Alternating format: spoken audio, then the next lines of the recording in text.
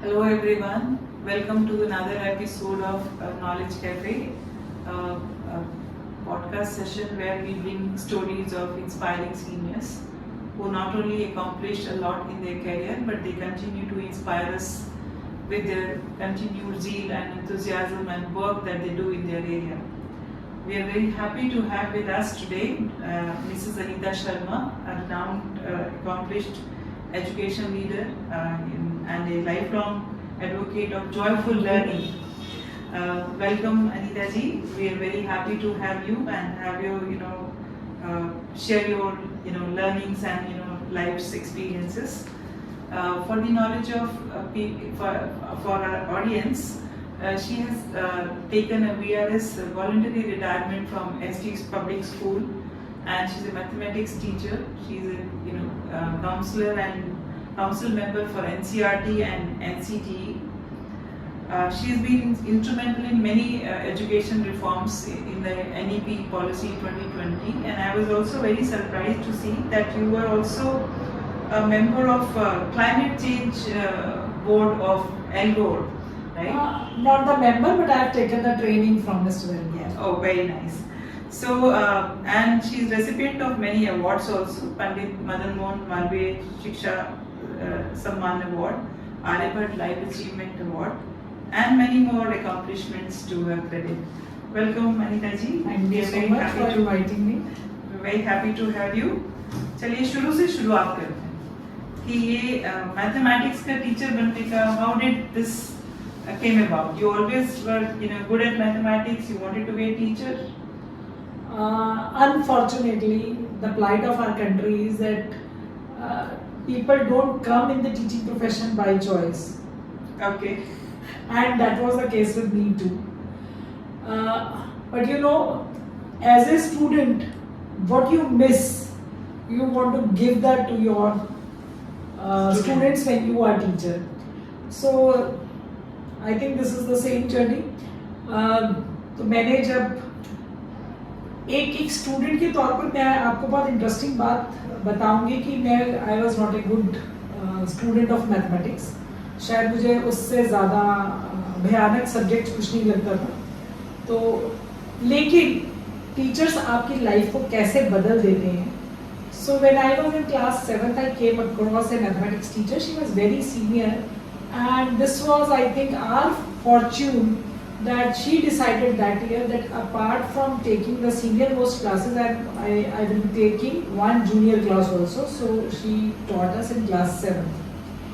And she had a beautiful strategy. Whenever there was any problem to be solved, she was always used to ask us, read the problem and tell what is your opinion about it. And whatever you say, she never said that tell me the solution, how will you do it. She was used to say tell your opinion. And whatever we were used to say, she was used to ask why you said this, why this thought has come to your mind. And this why, answering why. So the scaffolding of your own thoughts, that gave you this feeling that okay, you can think and you can reach to the right solution also if you keep on refining your thinking and if you are conscious and aware about your thoughts. तो मुझे लगता है कि वो जो Y है वो एक बड़ा उसने एक महत्वपूर्ण भूमिका निभाई मेरे मैथ्स में इंटरेस्ट उन्होंने जनरेट करा. वो was her name? उनका नाम क्या? She was Mrs. Usha Monga. Okay. Okay, very nice. Usha Monga ji जहाँ पर भी है, big salute to her. So she's not with us in the body, but she's always there in my heart. Yes, absolutely. She's. I think she's passed on her legacy to so many students. I'm sure, like you. So you became head of a public school, ST public school way back in 2002. So you must have had some vision, that you would do this, and when you were at school principal, head of the school, that this will be your vision, and this is how you will achieve. Now looking back, 20 साल के बाद आपको कैसा लगता है कि you were able to implement those things? देखिए, एक सेटिस्फेक्शन नाम की तो कोई चीज़ नहीं होती और मुझे लगता है होनी भी नहीं चाहिए, क्योंकि इफ़ यू आर सेटिस्फाइड, वो बोलते हैं ना कि perfection is paralysis, so that is not there, but I am satisfied in a way that whatever I thought, for me every child matters. So I worked with only vision that whatever potential the child has, my work is to unleash that potential. And our school also had the same kind of atmosphere.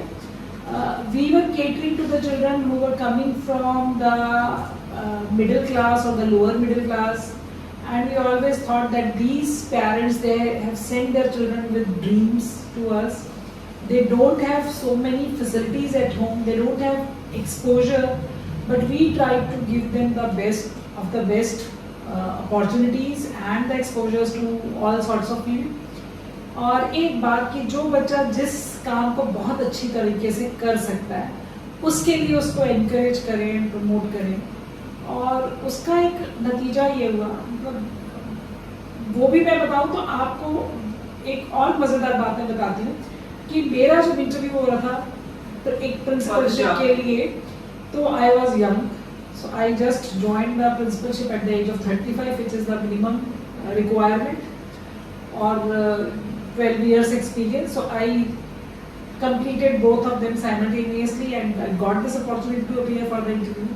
So one of the board members, he asked me, have you seen that school where you have to go? Because the interview held in another branch.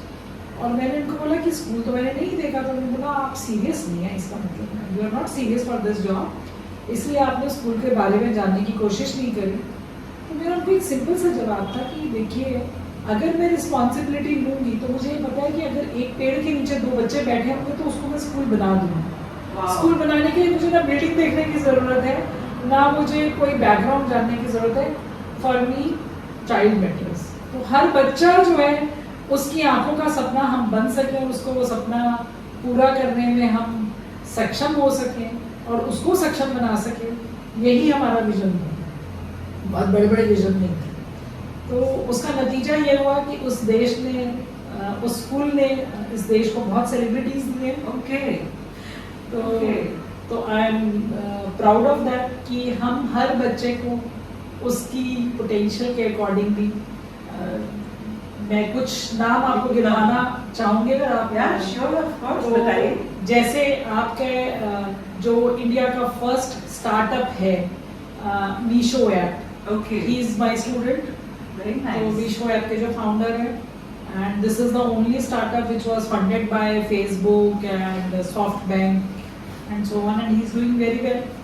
Recently उसने अपना IPO भी launch किया है. लेकिन सबसे important बात यह है कि उसने जो ये प्लेटफॉर्म क्रिएट किया, उस प्लेटफॉर्म को क्रिएट करते हुए उसका विजन था कि बहुत सारी हाउस वाइफ्स जो बिजनेस करना चाहती हैं लेकिन उनके पास उतना इंफ्रास्ट्रक्चर नहीं है, उतना स्कोप नहीं है, सपोर्ट नहीं है, वो घर में बैठे बैठे उनको जो आता है उसके माध्यम से वो बिजनेस कर सकें. तो वो उसने ई कॉमर्स का वो ऐसा प्लेटफॉर्म बनाया है जिसने ये सुविधा दी सारी महिलाओं को. तो मेरे ख्याल इस समय around 1 lakh females are working through this platform, so that's a matter of pride for me. Then the singer Raftaar, Okay. he is also from our school. We gave lots of scientists and the army personals and many Right. doctors. So It's a long list. I feel that teachers, मुझे लगता है कि teacher की एक journey बहुत ही enjoyable होती है, बहुत ही satisfying होती है. क्योंकि जैसे अगर हम अपने बच्चों को देखें, वो बड़े होते हैं, तो you have so many students who come, pass out, and you see them, budding, from a shy child to a, confident, Yes. an awkward teenager to a confident youngster, right? So all that journey, teachers के लिए बहुत moment of pride है. But I'm sure कुछ challenges भी रहे होंगे. Feeling proud and doesn't come without a cost, without a challenge. So थोड़े से क्या challenges भी बताइए. चैलेंजेस देखिए, कोई भी प्रोफेशन ऐसा हो नहीं सकता जहाँ पर चैलेंजेस ना हो, और खासकर से टीचिंग प्रोफेशन में जबकि आप डाइवर्सिटी को हैंडल कर रहे हैं. मतलब आप you meet so many diverse people, आपके स्टूडेंट्स डाइवर्स बैकग्राउंड से होते हैं, आपके टीचर्स डाइवर्स बैकग्राउंड से होते हैं, आपके जो नॉन टीचिंग स्टाफ मेंबर्स हैं वो डाइवर्स बैकग्राउंड से होते हैं। तो बहुत सारे चैलेंजेस होते हैं, लेकिन मुझे ये लगता है कि हर जगह पर हर चीज़ को सिर्फ हम एक फॉर्मल लेंस से ना देख करके अगर पर्सनल लेंस से देखते हैं, खासकर से टीचिंग प्रोफेशन में मुझे लगता है कि आप अपना हेड यूज करें लेकिन अपने हार्ट के साथ। अगर आप हेड विदाउट हार्ट यूज कर रहे हैं तो फिर टीचिंग प्रोफेशन आपके लिए नहीं है। तो पर्सनल लेवल पर when you try to understand people, when you try to understand their problems, their perception, that helps you to find the creative solutions. So ये हुआ तो बहुत सारी challenges हमने देखे, और आप चैलेंज किसको मान रहे हैं? लोगों की अपोजिशन को चैलेंज मान रहे हैं या आप इस बात को चैलेंज मान रहे हैं कि आपको एक डिफरेंट एनवायरनमेंट में काम करने का मौका मिला या डिफरेंट तरह के लोगों के साथ काम करने का मौका मिला। तो ये भी आपके अपने परसेप्शन पर होता है कि आपने उस चैलेंज को अपॉर्चुनिटी में कन्वर्ट किया या नहीं किया। एक और मैं आपको छोटा सा एग्जांपल, क्योंकि टीचर्स के पिटारे में जो है ना वो किस्से बहुत होते हैं, बहुत स्टोरीज होती हैं। हाँ, और मुझे लगता है कि वो सारी स्टोरीज ही हमको भी सिखाती हैं जीवन में और आगे बढ़ने का रास्ता भी दिखाती हैं। तो एक बार एक बच्ची की मदर मेरे पास आई और वो बच्ची की उम्र होगी 10-11 साल की, उसको शायद क्लास 3rd या 4th में एडमिशन लेना था। उन्होंने आके कहा कि मैडम मैं बहुत सारे स्कूल्स में गई लेकिन हर स्कूल मेरे बच्चे को एडमिशन देने से मना कर देता है। मैंने कहा ऐसा क्यों है? तो शी टोल्ड कि उनकी बच्ची के साथ में कुछ प्रॉब्लम था। She was having a huge lump at her back और डॉक्टर्स ने बोला था कि ये चल फिर नहीं सकती हैं, बहुत सारे फिजिकल प्रॉब्लम्स उसको फेस करनी है। और जब बच्चा किसी भी स्कूल में जाता है तो टीचर से कहते हैं कि दूसरे बच्चे उसके साथ में बैठना नहीं चाहते या जिस तरह का भी माइंडसेट है लोगों का। तो और वो सिंगल मदर थी and this was a girl. So I said कि नहीं, आप अब यहाँ तक पहुँच गई हैं, मेरे पास तक अगर आप आ गई हैं तो आपका बच्चा तो पढ़ेगा और उसके लिए जो हम कर सकेंगे, हमसे जो बनेगा अच्छे से अच्छा वो ज़रूर करेंगे। तो उन्होंने एग्री किया और हमने एडमिट किया उस बच्ची को जो उसकी क्लास थी वो 1st फ्लोर पर होती थी और व्हील चेयर नहीं जा सकती थी और तब तक इतनी अवेयरनेस नहीं थी जो अभी है। तो ये मैं 2004 की बात कर रही हूँ कि उस समय पर मैंने इसको इस चीज को एज ए चैलेंज लिया था। और 2 दिन वो बच्चा क्लास में बैठा तो टीचर्स की तरफ से भी ऑफ कोर्स एक थोड़ा सा रेजिस्टेंस था और पेरेंट्स की तरफ से भी था। 2-3 दिन के बाद ही पेरेंट्स ग्रुप बना करके आ गए कि ऐसा बच्चा हमारी क्लास में क्यों बैठा है, हमने अपने बच्चों को पब्लिक स्कूल में भेजा है, किस लिए भेजा है। सो आई सेड कि आप ऐसा है, we will meet after a week. तो मुझे लगता है कि एक जो जापानीज मेथड है ना कि अगर आपके पास कोई प्रॉब्लम है तो पहले तो उसको आप 3 दिन के लिए पोस्टपोन कर दें। 3 दिन के बाद भी अगर आपको प्रॉब्लम लगती है तो फिर वो प्रॉब्लम है, फिर उसके बारे में सोचना शुरू करें। तो खैर 3 दिन नहीं, हमने 3 मिनट के बाद सोचना शुरू कर दिया था कि अभी हमें क्या करना है, 1 हफ्ते के बाद क्या होने वाला है। तो हमने अपने सारे टीचर्स को बुलाया, अपने स्कूल काउंसलर को भी बुलाया और काउंसलर भी वो नई थी और हम सब ने मिलकर के एक फैसला किया कि टीचर्स को ब्रीफिंग करने के बाद उनमें थोड़ी एक्सेप्टेबिलिटी आ चुकी थी, लेकिन हमने कहा कि हम क्लास के हर बच्चे को इसकी प्रॉब्लम को एक्सप्लेन करके and we will give charge to each and every child. उस बच्चे की कोई रिस्पॉन्सिबिलिटी छोटी सी, किसी की रिस्पॉन्सिबिलिटी होगा कि उसको गेट पर वेलकम करे, किसी की रिस्पॉन्सिबिलिटी है कि उसके साथ क्लासरूम तक अकम्पनी करे, किसी की रिस्पॉन्सिबिलिटी होगी कि वो देखे कि उसने लंच अच्छे से कर लिया या नहीं कर लिया, रिसेस में बच्चा अकेला तो नहीं बैठा जब बाकी सब घूमने जा रहे हैं या ग्राउंड में खेलने जा रहे हैं, कोई और एक्टिविटी करते समय उसके साथ में कैसे एंगेजमेंट बढ़ानी है ना। तो इस तरह हमने टास्क आइडेंटिफाई करे कि हम क्या क्या कर सकते हैं and each child was given one responsibility. और वो छोटे बच्चे, उनको मोल्ड करना बहुत आसान होता है और वो इस बात में प्राइड फील करते हैं that they are worth, they are worth of helping somebody. तो उसके बाद में 1 वीक के बाद कोई पेरेंट नहीं आया मेरे पास। तो फिर मैंने उनको बुलवाया और बुला करके पूछा कि एक आपको आप लोगों का एक कंसर्न था, आप बताइए कि आपका उसके बारे में क्या विचार है। तो उन्होंने कहा मैम पता नहीं आपने क्या किया है, अब हमारा बच्चा घर आकर के हमें इतनी बात बताता है कि मैंने ऐसे हेल्प करी, मैंने इसको हेल्प किया, मैंने उसको हेल्प किया, मैं ये कर सकता हूँ, नहीं अगर आज मैं स्कूल नहीं जाऊंगा तो उस बच्चे का होमवर्क रह जाएगा, उसको कौन क्लास में लेकर जाएगा। और साथ में उन्होंने हमारी हेल्प भी करी। तो वो जो वर्चूज हम चाहते थे हमारे बच्चे में आए, वो तो ऑटोमेटिकली आ गए हैं। What a wonderful conversion. What हाँ a जी, wonderful तो conversion. इसके बाद से of a challenge to a, I think is beyond opportunity. It's a blessing rather.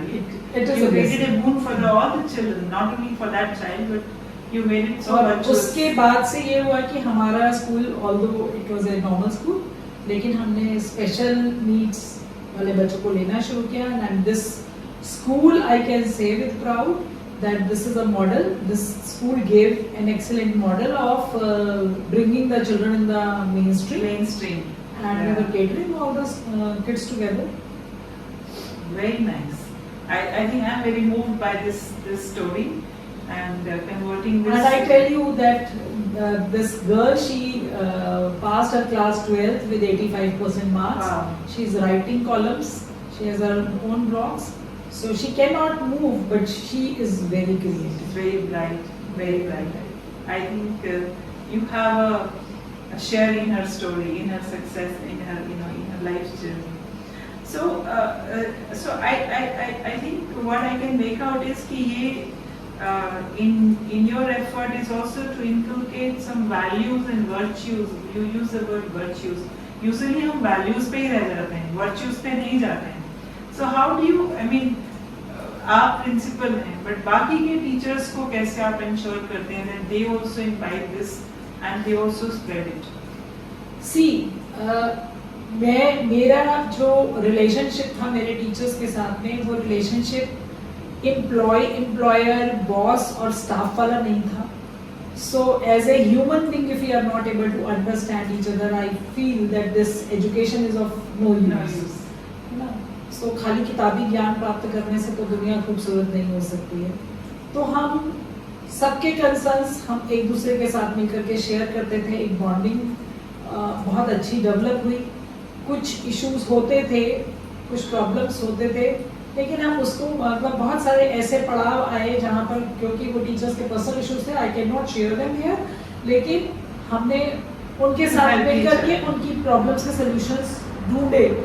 और वो जब आपको पर्सनल टच कहीं होता है, आपको लगता है कि somebody is caring for you, तो आपका माइंड सेट आप वही परकोलेट करते हैं, देंगे वही जो इस जहां से पाएंगे हम। तो हम बात कर रहे थे कि जैसे जो इंडियन सिस्टम है उसमें अक्सर कहा जाता है कि रोड बेस्ड है, बट आपने वो मीशू का एग्जांपल दिया, that student definitely, and other examples also. So how do you balance this कि child's overall development and the rigor in the academics that they need to have? हाँ, वो balance तो बनाने की ज़रूरत है, क्योंकि हम बच्चे को एग्जामिनेशन पास करने के लिए नहीं तैयार कर रहे हैं, हम उसको जीवन के लिए तैयार कर रहे हैं। Okay. और जीवन तो समग्रता में ही जिया जाता है। तो अगर वो समग्र दृष्टि उसको और वो समग्र वातावरण, समग्रता से विकसित होने का वातावरण अगर उसको स्कूल में नहीं मिलेगा, तो कहीं ना कहीं जो है वो लाइफ में इम्बैलेंसेस क्रिएट हो जाएंगे। Yes. और आजकल ऐसा हो ही रहा है कि आप देख रहे हैं कि कितने ज़्यादा जो है केसेस मेंटल हेल्थ से रिलेटेड इश्यूज जो है वो बढ़ते चले जा रहे हैं। तो हम हमारे विद्यालय में, हमारे स्कूल में हम लोग एक परफेक्ट बैलेंस अप्रोच रखते थे, चाहे वो क्लासरूम लर्निंग्स की बात हो, चाहे वो स्पोर्ट्स अपॉर्चुनिटीज़ की बात हो, चाहे वो बाकी एक्टिविटीज़ में पार्टिसिपेट करने की बात हो।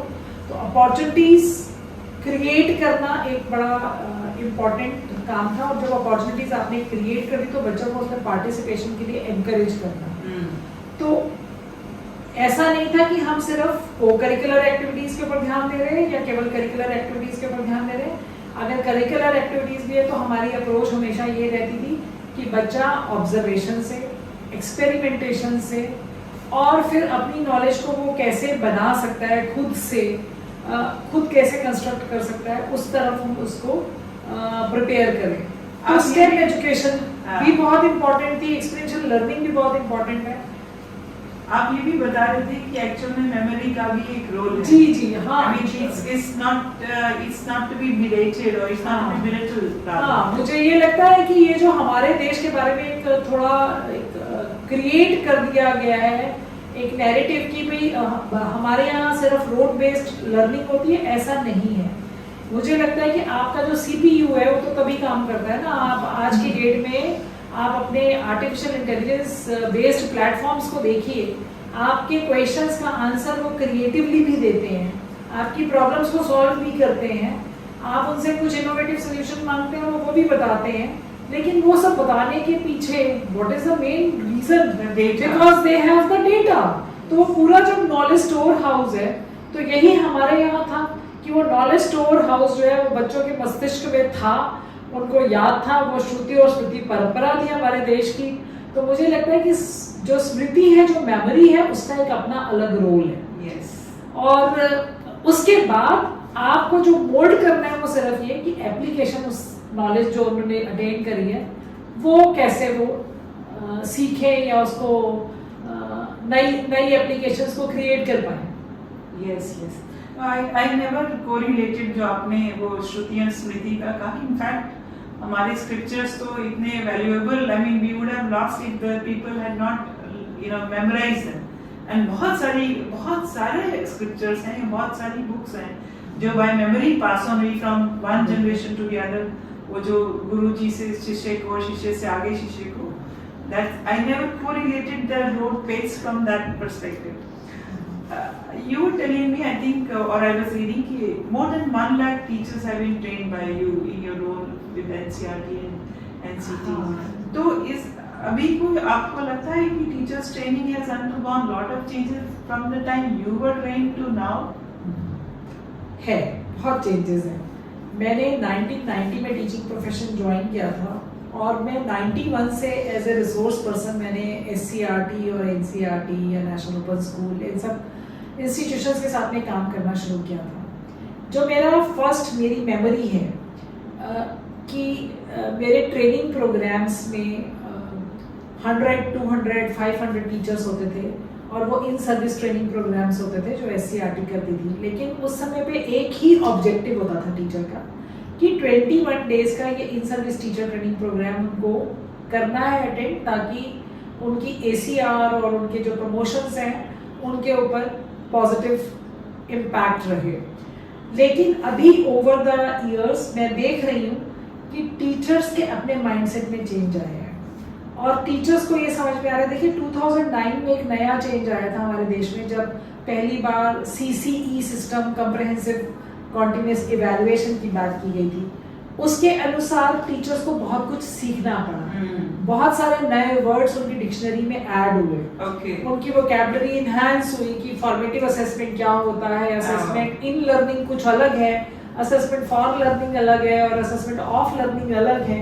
तो ये जो इस तरह के फाइनल पॉइंट्स थे, ये जब टीचर्स की समझ में आने शुरू हुए, उनको ये समझ में आया कि हमारी लर्निंग सिर्फ B.Ed कॉलेज तक स्टॉप नहीं होगी और वो सिर्फ ऐसा नहीं है कि हमने एक प्रोफेशन में एंटर कर लिया।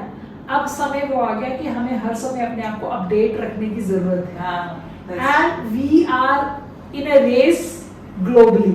तो अगर वो उस ग्लोबल कंपटीशन में हम हैं तो वो कॉम्पीट करने के लिए अपने स्किल्स को हर समय इन्हांस करना बहुत ज़रूरी है। तो अभी आजकल जो टीचर्स हैं वो मैं देखती हूँ कि वो बच्चे जो यंग बच्चे आ रहे हैं उनमें कैपेबिलिटी भी है और उनमें नया नया सीखने की एक ज़ील भी है। वो काम कितना करें और कितनी शिद्दत से करें वो एक अलग मैटर है, लेकिन उनमें ये adopting the new ways. हाँ ये तो है। और उनको देख करके जो हमारे जो मिडिल एज जनरेशन है उनमें भी ये चीज़ आ गई है। और दूसरा क्या हुआ कि कोविड ने हम सबको सिखाया कि बिना सीखे तो आप आगे सरवाइव नहीं कर सकते हैं। So learning has become a necessity now. Continuous And learning. people are adopting to the new ways also. And people are adopting. They know that now they have to march with the technology. They have to march with the global challenges. They have to march with the problems around. तो वो कर रहे हैं और change आ रहा है। So coming back to mathematics once again. So आपने तो आपको एक टीचर मिली जो बहुत जिन्होंने encourage करा YY से आपको, but how do you make mathematics interesting to your students? आप I remember joyful learning आप कहते हैं कि mathematics enjoy करना चाहिए, और mathematics movement की आपने बात की। So how do you make mathematics जैसा subject जो कि डरते हैं जिससे सब ज़्यादातर बच्चे, उसको आप कैसे joyful and interesting बनाते हैं? देखिए, सबसे पहले तो मैथमेटिक्स टीचर्स को अपनी फेस वैल्यू बढ़ानी चाहिए स्माइल से। तो ये एक सीरियसली यूजुअली उनका सीरियस फेस होता है शायद, नहीं, मुझे नहीं पता वो सीरियस होता है या सीरियस बनाया जाता है, या उनके अपने अंदर इतना स्ट्रेस होता है अपने सब्जेक्ट को लेकर के, क्योंकि उनको लगता है कि उनके ऊपर बहुत रिस्पॉन्सिबिलिटी है। लोग सबसे पहले पूछते हैं मैथमेटिक्स का रिजल्ट कैसा आया, है ना, और सबसे ज्यादा वहीं पे रिजल्ट के इधर उधर होने के चांसेस भी होते हैं। तो पहली बात तो है कि टीचर अगर अपने डर से अपने मन से डर को निकाले कि तभी वो जो जॉयफुलनेस वाली फीलिंग है वो स्टूडेंट्स में पास ऑन करेगी। दूसरी चीज़ ये है कि मुझे ऐसा लगता है कि टीचर्स जब पढ़ाते हैं तो उनका जो मेन पर्पस है वो ये अपनी नॉलेज का प्रदर्शन नहीं होना चाहिए। हम अपनी नॉलेज को डिमॉन्स्ट्रेट करने नहीं आए हैं, हम ये समझने आए हैं क्लासरूम में कि ये बच्चे के अंदर क्या क्षमता है और उसको हम कैसे मोल्ड कर सकते हैं। तो जो उसका अपना नॉलेज बैंक है उसको आप कैसे डिफाइन कर सकते हैं और इनहेंस करते हैं, इस माइंडसेट के साथ में टीचर्स को जाना चाहिए। दूसरी चीज़ कि हम जो पुस्तकों में पढ़ा रहे हैं वो उसके आसपास की दुनिया से, उसकी अपनी दुनिया से कैसे जुड़ा हुआ है, ये उसके सामने लेकर आना बहुत ज़रूरी है। अगर वो आइसोलेशन में आप पढ़ा रहे हैं, ना उसने उसके मन को छुआ और ना उसने उसके दिल को छुआ, ना उसके दिमाग को छुआ, तो फिर कोई फ़ायदा नहीं है। वो मैं सुनती रहती हूँ, अक्सर ये होता है, मैंने कुछ मिनिस्टर्स की भी टॉक में सुना है, वो बोलते हैं अरे मैंने स्कूल में ट्रिग्नोमेट्री सीखी थी, उसका क्या यूज़ है, मैंने तो आज तक अपने जीवन में यूज़ नहीं किया। तो ये जो चीज़ें हैं, तो मुझे लगता है उसके लिए जिम्मेदार उनके टीचर्स हैं, क्योंकि टीचर्स ने दिखाया नहीं कि वो वही ट्रिग्नोमेट्री जो है वो इतनी मज़ेदार है कि जो आप ये फेरीज व्हील में जाते हैं, झूला झूलते हैं, अगर वो ट्रिग्नोमेट्री आपको नहीं पता होती, मतलब वो नॉलेज नहीं होती, तो वो इतने स्केल पर आप इतना बड़ा व्हील कैसे बनाते हैं। तो ये जो एग्जाम्पल्स है ना, ये टीचर्स को अपना नॉलेज बैंक इस सेंस में बढ़ाना चाहिए, खुद भी अडॉप्ट करते रहना चाहिए। आप खेल खेल में भी बहुत कुछ सिखा सकते हैं। मैं कहती हूँ अगर आप बच्चे मिट्टी के बर्तन भी बना रहे हैं, पॉटर व्हील पे भी बैठे हैं, तो वो उस व्हील पर बैठे बैठे भी कितना मैथमेटिक्स और कितनी फिजिक्स सीख सकते हैं। बहुत कुछ है। आपको मेंसुरेशन की प्रॉब्लम्स जाकर के कहीं और ढूंढनी नहीं पड़ेगी या आर्टिफिशियल नहीं बनानी पड़ेगी। आप देखो वहीं से कितनी सारी प्रॉब्लम्स निकलती हैं। वो जो कुम्हार वहाँ बैठा होता है उसको पता होता है कि मुझे इस साइज का बर्तन बनाना है, मुझे इस वॉल्यूम का बर्तन बनाना है, तो मुझे इतनी मिट्टी लेनी है क्योंकि इतनी श्रिंकेज होगी इतने परसेंटेज, तो इसलिए मेरा बर्तन ऐसा बने।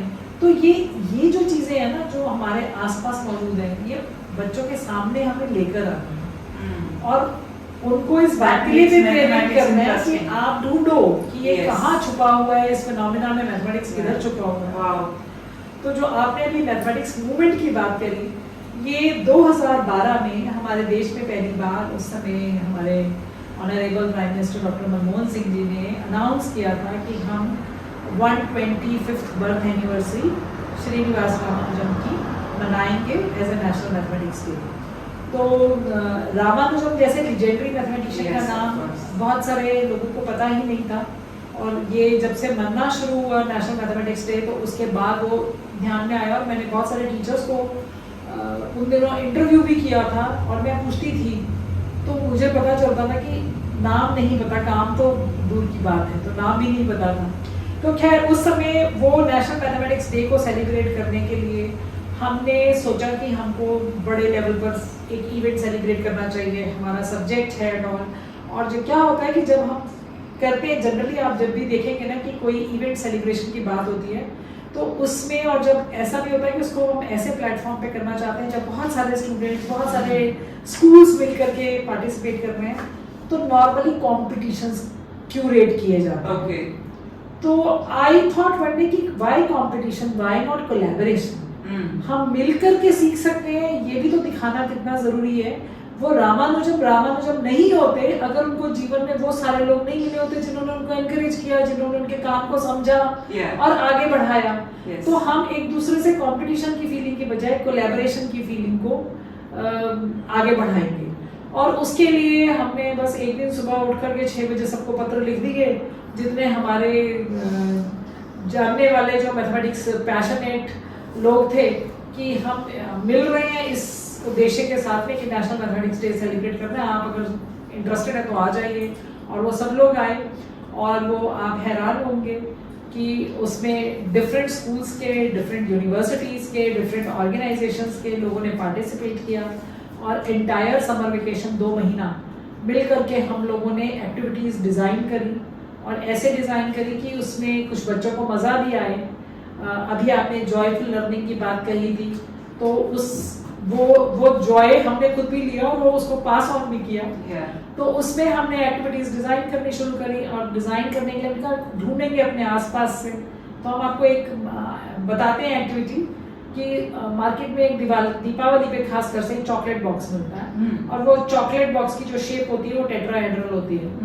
तो नॉर्मली क्या होता है, जब आपने चॉकलेट खा लिया आप डब्बा आउट निकालते और फेंक देते हैं। हमने उसको अनफोल्ड किया, तो अनफोल्ड करते करते देखा कि ये तो सर्कल है, तो सर्कल से ये बॉक्स कैसे बना। तो हमने उस बॉक्स को जाकर के अगले दिन अपने मैथमेटिक्स टीचर और आर्ट टीचर को दे दिया। मैंने कहा आप दोनों एक साथ बैठिए और ये देखो कि सर्कल से ये बॉक्स कैसे बनेगा, और इस बॉक्स को बनाते समय ना आप मुझे ये बता देना इसमें कितने मैथमेटिक्स के कॉन्सेप्ट आए। तो वो दोनों ने 2-3 घंटे उसके ऊपर बिताए, और वो रियलाइज किया कि क्लास 6 से लेकर क्लास 10 तक वो जितनी ज्योमेट्री पढ़ाती हैं सब उसमें आ गए, सारे, हाँ, सभी कॉन्सेप्ट और थ्योरम्स की एप्लीकेशन वहां पर थी। तो वो एक बहुत इंटरेस्टिंग एक्टिविटी बन गई, और इस तरह से एक्टिविटीज बनाई गई। तो पूरा एंटायर समर वेकेशन हमने बनाया, और फिर उसका सबसे पहले ट्राई आउट किया। किसके ऊपर? स्टूडेंट्स के ऊपर नहीं, क्योंकि बच्चे तो जल्दी सीख लेते हैं और उनके लिए तो मजबूरी भी है मैथमेटिक्स पढ़ना। हमने अपने सारे स्टाफ मेंबर्स के ऊपर वो एक्सपेरिमेंट किया कि उनके टीचर्स ओरिएंटेशन प्रोग्राम जब होता है, हमने कहा आज हम जो है 2 दिन सब लोग सिर्फ मैथमेटिक्स पढ़ेंगे, चाहे आप संस्कृत पढ़ाते हैं और चाहे म्यूजिक पढ़ाते हैं और चाहे आप डांस सिखाते हैं, कुछ भी करते हैं। तो सब टीचर्स में वो देवर ऑल टेरराइज्ड कि ये 2 दिन हमसे क्या करवाने वाले हैं। लेकिन जब उन लोगों ने वो सारी एक्टिविटीज करी और फिर उनको एक होमवर्क भी दिया गया। होमवर्क ये था कि आज घर जाकर के अपने बच्चों को ये सिखाना और फिर हमें कल फीडबैक देना कि क्या हुआ। तो इस प्रकार के बड़े सारे हमने एक्सपेरिमेंट्स उस समय डिजाइन किए। और एक दिन एक इंग्लिश के टीचर ने आकर मुझे बोला कि उसके बच्चे को जो होमवर्क मिला था वो प्रॉब्लम कोई नहीं कर पा रहा था, और उनकी मैथमेटिक्स टीचर ने पूछा उनको फोन करके कि मैडम वो नहीं कर पा रहा, सिर्फ आपका कोई नहीं करके आया, सिर्फ आपके बच्चे ने किया, मुझे भी ये समझ नहीं आ रही है, तो मुझे भी ये कॉन्सेप्ट एक्सप्लेन कर दीजिए। अभी मैं कॉन्सेप्ट को रिवील नहीं कर रही हूँ क्योंकि वो ट्रेनिंग पार्ट्स का हिस्सा बना रहे तो अच्छा है। लेकिन ऐसा कुछ हुआ कि हमारे इंग्लिश टीचर्स ने भी बोला कि हम सिखाएंगे, और फिर हमारे उस प्रोग्राम में 75 स्कूल्स ने पार्टिसिपेट किया 3 दिन तक, और उनका अगला चरण ये था कि जाकर अपने स्कूल में सबको सिखाना है। I can see the passion in you when you're talking of mathematics particularly and students. I'm sure जो आप काउंसिल मेंबर हैं NCERT के, ये सब जो है बेनिफिट्स, I mean अपने स्टूडेंट्स अपने स्कूल तो ठीक है, but then they should be replicated across both. Replicate होते हैं क्योंकि मैथमेटिक्स मूवमेंट नाम तो हमने इसीलिए दिया था ना कि सिर्फ हमारे स्कूल तक सिमट कर ना रह जाए, वो एक मूवमेंट की तरह बने, आगे चले। और ऐसे बहुत सारे कार्यक्रम हम लोग अभी भी करते रहते हैं, नया डिजाइन करते हैं। बिल्कुल। मैंने ये भी आपके बारे में सुना और पढ़ा कि you have been integrating the panchakosha education and जो इंडियन नॉलेज सिस्टम है, जो आजकल बहुत अब बज़वर्ड भी हो गया है इंडियन नॉलेज सिस्टम, बट आप पहले से ही कर रही हैं, you have been doing it from the beginning. So how do you integrate these two, the modern way of teaching and learning and concepts with the traditional knowledge system? Actually मालती जी कर तो हम सब लोग रहे हैं, पर हम अवेयर नहीं हैं। तो अब शायद हाँ उसको एक्सप्रेस नहीं ऐसे, हाँ उसको हम ऐसे एक्सप्रेस नहीं करते हैं या कैटेगराइज नहीं करते, और हमें पता नहीं है कि वो हमारी ही अपनी समृद्ध परंपरा का एक हिस्सा है। तो अभी मुझे लगता है कि जो जब से नेशनल एजुकेशन पॉलिसी आई है, हम इसी काम को अवेयरनेस कॉन्शियसली कर रहे हैं। अब आप यदि हम अपने बारे में सोचें तो हमारा पहला कंसर्न हम स्वयं होते हैं। तो हमारी सबकी यात्रा स्व से शुरू होती है और सर्व तक जाती है। ऐसा मैं मानती हूँ कि अपने से शुरू करके और हम यूनिवर्स से या इस कॉस्मॉस से जो जुड़ने की कोशिश करते हैं, लेकिन अपने को भी पहचानने के लिए अगर हम किसी को कहें कि इंट्रोड्यूस योरसेल्फ, तो वो इंट्रोड्यूस योरसेल्फ में सिर्फ अपना नाम बता करके या अपना डेजिग्नेशन बता करके ही चुप हो जाता है, लेकिन वो उससे कहीं बहुत ज़्यादा है, ये समझने की आवश्यकता है। तो हम एक शरीर के लेवल पर क्या हैं, हम मन के लेवल पर क्या हैं, हम अपनी वाइटल फोर्सेस अपने प्राण के स्तर पर क्या हैं, हम अपनी बुद्धि के स्तर पर क्या हैं, और फिर हम में कितनी क्षमता है कि हम अपने आनंद के लिए या अपने सेटिस्फेक्शन के लिए या आत्मानुभूति के लिए क्या कर सकते हैं। तो मुझे लगता है स्वयं को ये जानना कि आप सिर्फ एक ही तरीके से एग्जिस्ट नहीं करते हैं इस वर्ल्ड में, आप 5 कोशों के रूप में, यू हैव द लेयर्स। और आनंदमय कोश तक पहुंचने का ultimate everyone wants to be, वो रास्ता क्या है, और हर एक के जीवन का अल्टीमेट गोल है खुश रहना, खुश होना। तो खुशी कैसे मिल सकती है वो तलाश करना, इसी पर हम बात करते हैं। और ऐसे ही शायद मतलब अगर हम ये पंचकोश की जो थ्योरी है उसको अच्छे से समझ लेते हैं तो हमारे लिए ये आसान हो जाता है कि हम अपने स्कूल की सारी एक्टिविटीज को किस तरह से प्लान करें कि बच्चे को हर समय स्वयं को जानने का भी मौका मिले, और जो ज्ञान प्राप्त कर रहा है वो भी, और उस ज्ञान को अपने आप से जोड़ करके देखने का और अपने आसपास की दुनिया से जोड़ करके देखने का मौका मिले। खासकर से मुझे ऐसा लगता है कि जब हम होलिस्टिक मॉडल की बात करते हैं जो वेस्टर्न फिलॉसफी के साथ या वेस्टर्न साइकोलॉजी के साथ आया है, उसमें हम फिजिकल डेवलपमेंट की बात करते हैं, इमोशनल मेंटल डेवलपमेंट की बात करते हैं, इंटेलेक्चुअल डेवलपमेंट की बात करते हैं, अभी स्पिरिचुअल डेवलपमेंट की बात भी करने लगे, लेकिन एक पार्ट उसमें से कहीं रह जाता है, और वो जो हमारी वाइटल फोर्सेस है उस डेवलपमेंट को हम छोड़ देते हैं। तो जो हमारा प्राणमय कोश है उसकी तरफ हम ध्यान नहीं देते। अगर हम अपने प्राणों को साधना सीख जाते हैं तो मन अपने आप सज जाता है, और वो प्राण और मन के बीच का जो ये रिलेशन है ना, ये अगर स्कूल रहते रहते बच्चे की समझ में आ जाए तो वो फिर जिधर जो जिस अवस्था में जा रहा है, मटेरियलिज्म और डिप्रेशन और एंजाइटी, कौन सी दौड़ में भाग रहा है, किसके पीछे जा रहा है। बेसिकली आप एजुकेशन को जोड़ रही हैं लाइफ स्किल से, कि लाइफ को जीने का स्किल भी इंटीग्रेटेड होना चाहिए। That is holistic education. It's not just academic part कि आपने एक एकेडमिक्स के लिए सीख लिया, जॉब के लिए सीख लिया, but life itself, you know, how to live life, learn to live. that is very very important. It was very interesting to see कि आप एक क्लाइमेट रियलिटी ट्रेनिंग भी अटेंड करके आए हैं, लीडर हैं वहाँ पे, एल गोर जी ने आपको ट्रेन करा। How did that happen and how was the experience, that experience? देखिए, ये तो मैं जैसे मैं अभी बार बार रिपीटेडली कह चुकी हूँ कि हम अपनी एजुकेशन को या अपने सारे सिस्टम को, जो कुछ भी हो रहा है उसको अपने और अपने आसपास से बांध करके देखें। आइसोलेशन में कोई भी चीज़ ना हो। तो एनवायरनमेंट हमेशा ही एक इम्पॉर्टेंट कॉन्स्टिट्यूएंट रहा है, और as a student of Indian philosophy या इंडियन स्क्रिप्चर्स जब मैंने पढ़ा, सबसे पहले एक साइंस एग्जीबिशन के समय मैं कुछ काम कर रही थी, तो मैंने जाना कि ऋग्वेद में भूमि सूक्त दिए गए हैं, और वो भूमि सूक्त जो है वो फर्स्ट एनवायरनमेंट लेसन्स है। उसके अंदर 19 सूत्र हैं जहां पर ये समझाया गया है कि आप प्रकृति के साथ में कैसे मिलकर रहे, नेचर के साथ कैसे आप हार्मोनी मेंटेन करें।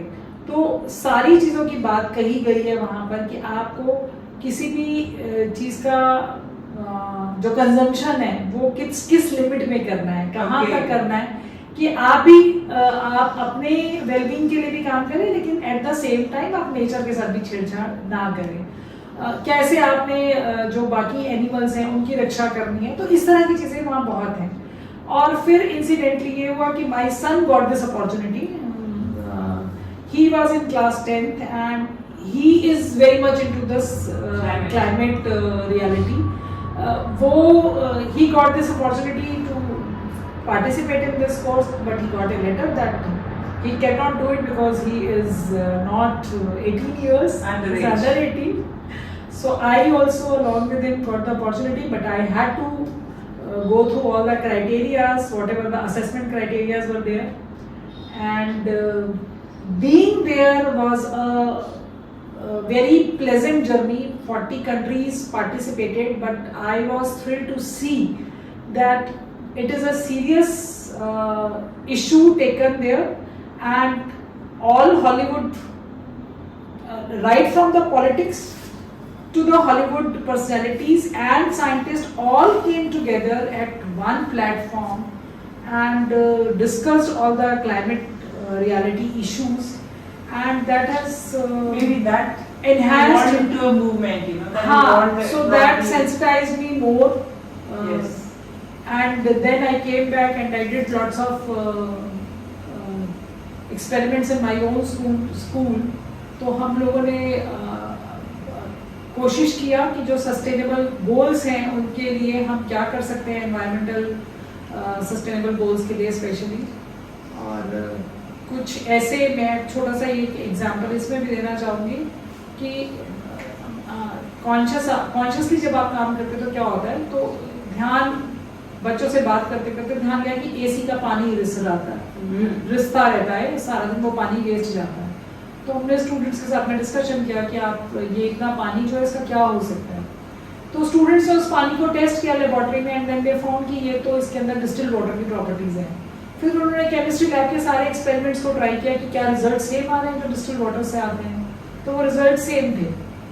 तो वो उन्होंने उसको एज ए प्रोजेक्ट ले लिया, एंड देन दे स्टडीड कि कैसे जो है पानी की कंजम्पशन, मतलब आप जो एक एडिशनल एक कॉस्ट आपके लैब की है, और ये पानी जो वेस्ट जा रहा है इसको कैसे रीयूटिलाइज कर सकते हैं तरह तरह से डिफरेंट वेज में, and it ended in A science project and they got international recognition for that. I think what I can make out is that you are always learning new things. You are very keen to learn. And उसी लिए शायद आप मुझे बता रहे थे कि वो AI courses आप कर रही हैं.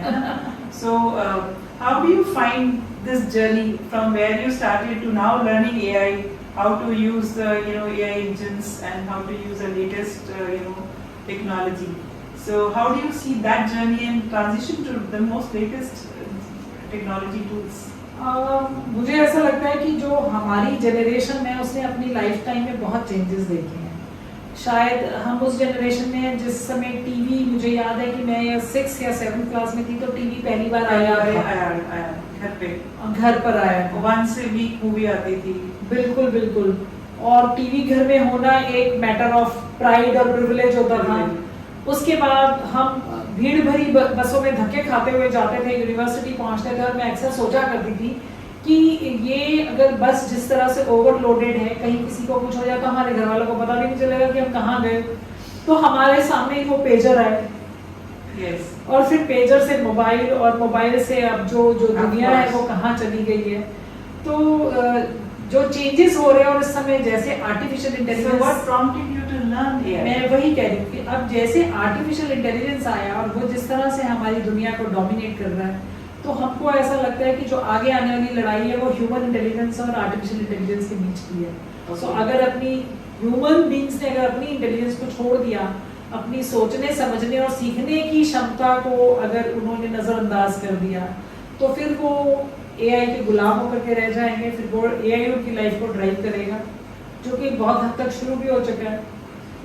So I think this learning is also, I think ये जो AI का आपका अभी जो आप कर रहे हैं, it's a combination of a educator wanting to understand and a very evolved person wanting to make the good use of AI.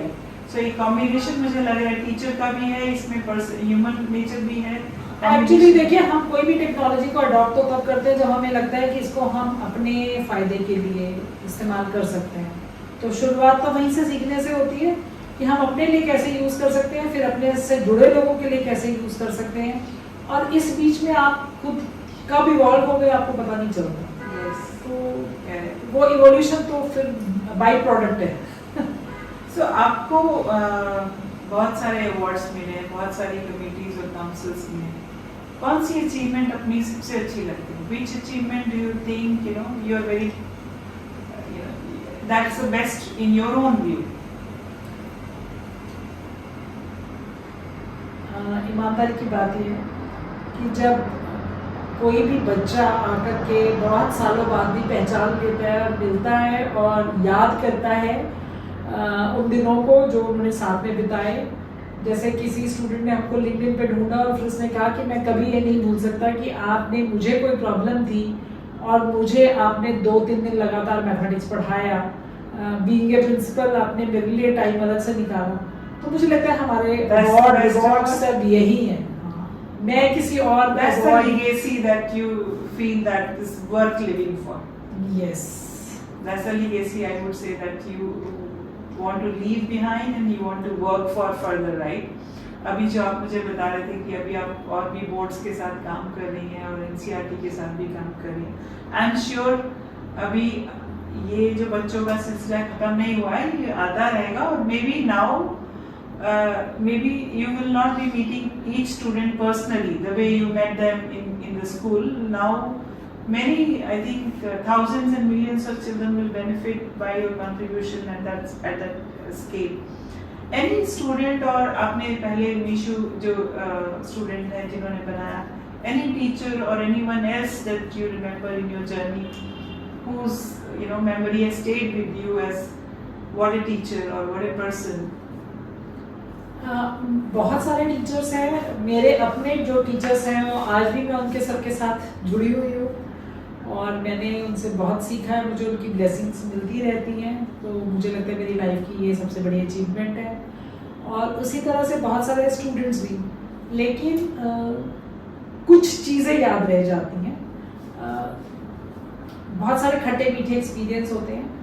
मैं एक एक्सपीरियंस ये मैं सबके साथ शेयर करती हूँ और शायद इस माध्यम से भी अगर वो लोगों तक पहुँचेगा तो मुझे ये लगता है कि टीचर्स के एक सोचने का तरीका बदलेगा. 12th क्लास की बात है, मैं पढ़ा रही थी और कई बार वो होता है कि कोई स्कूल में फंक्शन है, बच्चा ने बोला आज हम बात करते हैं, आज हम थोड़ा पढ़ने के मूड में नहीं है. तो हमने बातचीत करनी शुरू करी और ऐसे कि भी आपका क्या आगे करियर गोल्स हैं, क्या करना चाहते हैं.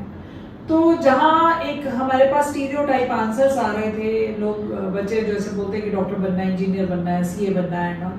तो उसमें से सडनली एक बच्चा खड़ा हुआ और उसने बोला 12th क्लास का student that I want to be a good husband. So of course when you hear this kind of statement suddenly you are taken back. तो मैंने उस समय कुछ रिस्पॉन्स उस बच्चे को नहीं दिया. Rest of the children they started laughing and I stopped them कि ठीक है, सबका अपना अपना परसेप्शन है. But I called that boy later on and I asked him why you gave me answer like this. He said कि ma'am my father is not good with my mother and I want to show him that how to be a good and caring husband. Okay. So what I feel, what I learned from this boy is that we don't know that the child who is sitting in our class, with what kind of experiences he is coming. Yes. Our expectation is only our subject matter. Okay, but whether we are able to engage him, whether we are able to understand his frame of mind, we are totally unaware of it. तो मुझे ये लगता है कि मैं तब से मतलब ये मेरे लिए एक लर्निंग एक्सपीरियंस था जिसने मुझे सिखाया कि आप अगर सचमुच में स्टूडेंट्स के लिए कुछ करना चाहते हैं, बच्चों के लिए कुछ करना चाहते हैं, तो पहले आप उनसे जुड़िए. बिना उनसे जुड़े अगर आप सिर्फ यहाँ पर नॉलेज पास ऑन करने के लिए आए हैं तो फिर वो जैसे स्वामी विवेकानंद ने कहा था ना कि केवल पुस्तकों का ज्ञान ही लेना हो तो लाइब्रेरी सबसे ज्यादा महान होती. Yes. तो वो जो ह्यूमन टच और ह्यूमन रिलेशनशिप है वो मेरे हिसाब से बहुत इम्पोर्टेंट है. No, that's very well said. I think ये students के साथ आप कह रहे हैं और teachers के साथ, but I think it applies to all human relationships. I think if we can connect at a human to human level, the output is very different. The relationship is very different. The whole ecosystem becomes very different. Very different.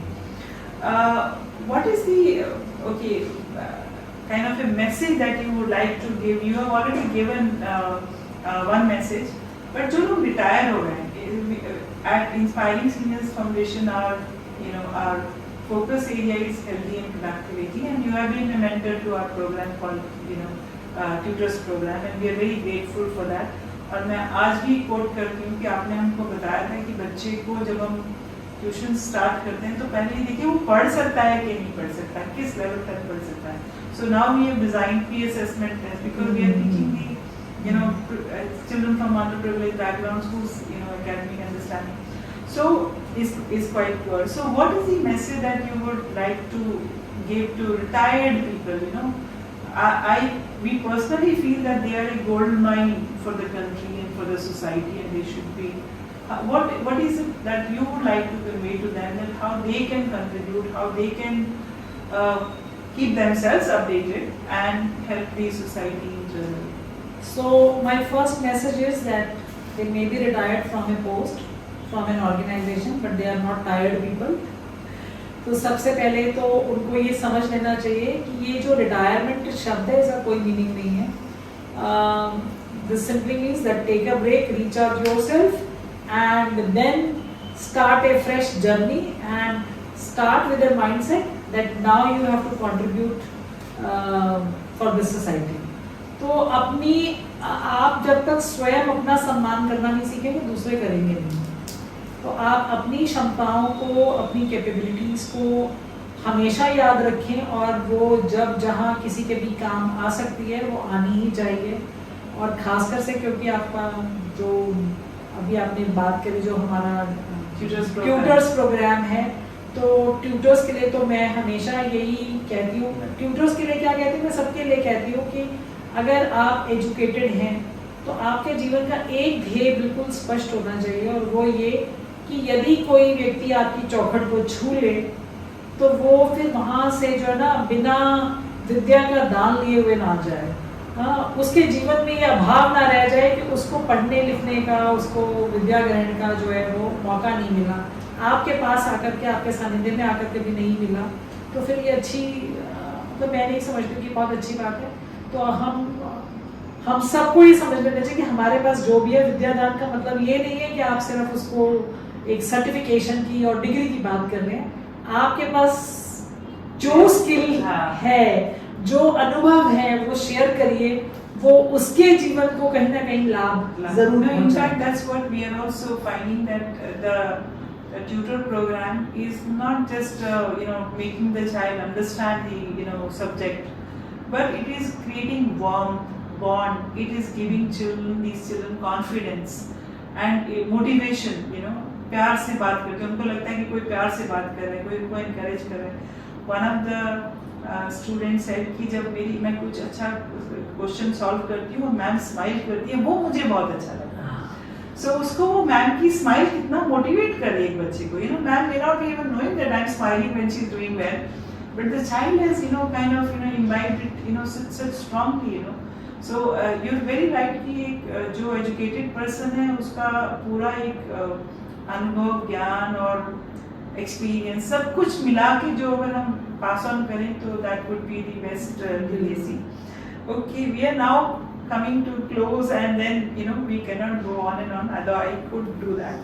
So अब थोड़े से rapid fire questions हैं जो एक word में, अगर आप एक वर्ड या एक सेंटेंस चलिए, अगर मैथमेटिक्स को एक वर्ड में एक्सप्लेन करना हो तो आप क्या बोलेंगे उसके बाद? What would be mathematics equal to what? Life. Wow. Okay. And one book which every teacher must read, you think? Which every teacher must read. Or let's say everyone should read. So I like one book very much. This is Autobiography of a Yogi. Okay. So I think once Swami Paramahansa Yoganand ji. So everyone should read this book once. there is no religious lesson, there is nothing about the so-called dharma, लेकिन but it will change you somewhere. It is going to touch. Let me share that you are the second person in our podcast series who mentioned that book. The other one has been Dr. Dayal, who is from BHU, and he is a nuclear scientist, and he is a tutor with us. He is a physics tutor, 75 years, and he also said about the same book. And okay, one value which you think teachers should never compromise.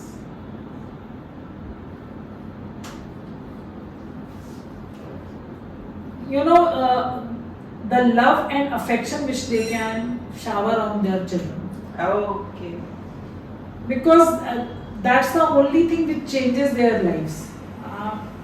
Your intelligence, your intellect, that is not going to help them that much. I don't know, ये rapid fire round है, आपने trigger कर दिया कुछ, इसलिए Please go ahead. So when I joined as a principal, I found that many students who were rowdy and disturbed, and then I tried to find out about their background, and I came to know that some of them they have the single parent, or the father is staying somewhere else and all. And one day this happened that one of the couple met me regarding the child's problem, but they started fighting in front of me, and they ultimately said that ma'am हमारा divorce करा दीजिए. And you know, I was shocked कि मुझे नहीं पता था कि मुझे इस situation पे कैसे behave करना है, मुझे इनको क्या जवाब देना है. पर उनके जाने के बाद मैंने टीचर्स को बुलाया और मैंने कहा मुझे एक बात समझ में आ रही है कि हमारे जितने स्टूडेंट्स ऐसे हैं जहाँ पर प्रॉब्लम है, इसका मतलब कहीं ना कहीं ये अटेंशन सीकर हैं, इनको वो अफेक्शन, वो लव, वो केयर, वो नहीं अटेंशन नहीं मिली जो ये डिजर्व करते हैं. तो आप एक एक बच्चे को अडॉप्ट कर दीजिए. So we made the list and every teacher adopted one child. और उस अडॉप्शन का मीनिंग ये था कि every day you will be calling the child just for 5 to 7 minutes. Ask him कि बेटा आपको कोई स्कूल में प्रॉब्लम तो नहीं है, कुछ भी इशू है तो मेरे से आके शेयर करो. कोई प्रॉब्लम है, अच्छा आप पूछिए, आपको शू लेसेस नहीं बांधने आते, आप शू पॉलिश नहीं कर पा रहे हो, आपका शर्ट क्यों नहीं टाइट है, मतलब वॉट एवर इज देयर, और कोई घर में प्रॉब्लम है. So that couple, so the teacher who was handling their child, उसको एक बात समझ में आ गई कि इनके घर में प्रॉब्लम शुरू कब होती है, जब फादर शाम को आते हैं 6 बजे, चाय पीने का टाइम होता है, और वो जो चाय पे चर्चा है, वो चर्चा जो है वो इसमें झगड़े में परिवर्तित हो जाती है. तो उसने अपना एक रूटीन बना लिया कि वो शाम को 6 बजे के बीच में, 6 से 6:15 के बीच में वो उनके घर पे फोन करता था. तो उससे वो जो चेन होती थी ना उनकी कन्वर्सेशन की, वो टूट जाती थी, और वो फादर से, कभी मदर से, कभी बच्चे से, किसी से भी बात करता था, और सडनली घर में सब कॉन्शियस हो जाते थे कि स्कूल से एक टीचर का फोन आया है. तो वो हमारे देश में अभी भी परंपरा है, और उसने उस बच्चे की लाइफ को बदल दिया और उनकी फैमिली को भी प्रोटेक्ट करके रखा. तो मुझे लगता है कि ये जो पर्सनल टच और ऐसी सॉल्यूशंस हैं, पर्सनल केयर वाली जो एक, so actually teacher is a kind of like a parent, you know, so like a parent, be like a parent, more than a parent, yeah, in fact more than a parent. The parent will be a little more, I think, only focus on emotion, and you have to also shape the child's, you know, understanding and, you know, education as well. So if you were not a teacher or an educator, what you would have been, what you could have been? मैं फिर administrator ही होती. I guess वो हाँ ऐसा हो you passed from Hansraj and Mirada College, and those are the top colleges in the country. No, and I got selected in one of these kind of examinations also. Yes. But, I had my own issues, so I was not able to join at that time. Okay. तो यही होता. Okay. And last question, your dream for the Indian education system, Indian education, your dream, your vision or dream. मुझे ये लगता है कि हर बच्चे को अपने आप को डिफाइन करने का और अपने आप को शेप करने का एक सेंस डेवलप हो. कि मैं how can I take charge of my life, और उसके लिए उसको तैयार करना, उस लेवल की मेच्योरिटी हो, उस लेवल की सेंसिटिविटी हो, और दूसरी बात है कि वो प्रॉब्लम सॉल्वर बने. प्रॉब्लम्स तो बहुत क्रिएट हो रही हैं, so problem solver is the buzzword which I think is the need of the hour, and everybody should have this kind of temperament. And our education system should enable it.